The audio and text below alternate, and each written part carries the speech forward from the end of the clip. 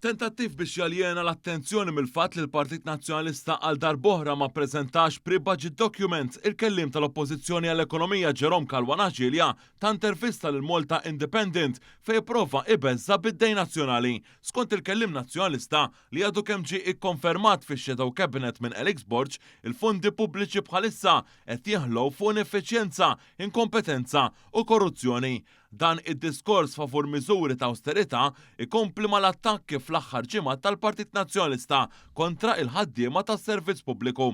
Dan wara li ntalbu investigazzjonijiet fuq il-ħaddiema Awċin fl-waqt li Carola Aquilina ingħata l-inkarigu mill-kap propju biex jinvestiga l-effiċjenza tal-ħaddiema tal-Gvern.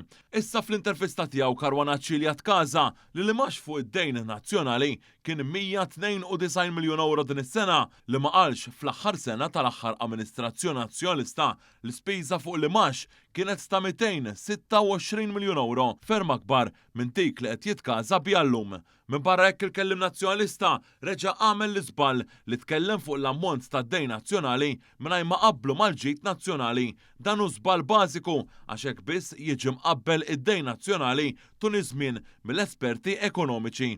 Tant li fl-aħħar jiem meta kkonfermat ir-rating b'saħħtu ta' pajjiżna, l-Aġenzija Internazzjonali DBRS sostniet li d-dejn nazzjonali hu baxx u dan jagħti ċans li l-Gvern ikompli l-ekonomija anke jkun hemm kriżijiet fil-futur. Mal-Malta Independent Calwan Aġilja tkaża li pajjiżna qiegħed fl-excessive deficit procedure. Dan seħħ għax il-Gvern ta' sosten lil familji u negozji wara il-pandemija u l-kriżi ta' enerġija. B'kuntrast Calwan Aġilja ma qal xejn fuq ir-rekord ta' 3 darbiet li l-Gvern Nazzjonalista tpoġġa fl-istess proċedura minkejja li kien tefa' l-piżijiet kollha ta' kriżijiet iżgħar fuq il-familji u n-negozji.